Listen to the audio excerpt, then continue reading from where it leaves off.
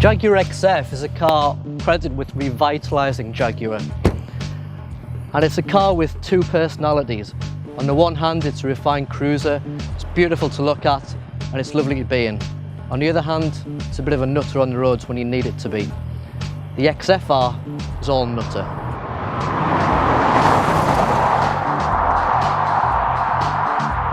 There's not a huge amount inside or out on the XFR to mark it out as particularly different from the XF. There's some badging, there's a couple of power bulges in the bonnet, there's dual tailpipes, and that's really about it. There's no crazy spoilers, there's nothing to mark it out as a particularly different car, and that's the same when you're driving the car. There's nothing manic or frantic about the way the car puts the power down. The standard XF is no slouch, but the XFR gets a massive 5-litre V8 petrol engine, and that's pushing out 500 horsepower and 460 pound-foot of torque. There is a lot of power and a lot of grunt going to those wheels, but it never feels twitchy, it always feels very planted.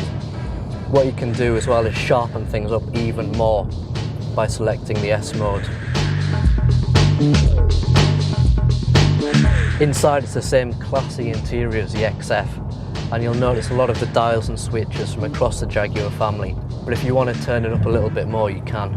There's all sorts of kit on this car to turn it from an executive saloon into a proper sports saloon. You've got all that power to play with anyway, but there's traction control, adaptive dampening. With a flick of a few switches, the XFR becomes a completely different animal. You can turn off stability control and turn on dynamic mode, and that makes the car really a lot more fun to be in. Power sliding's your thing. You can do it in the XFR, but just do it on a track. For the vast majority of people, the XF is all the car that they're ever going to need. But if you want something a little bit more, the XFR is the XF turned up to 11.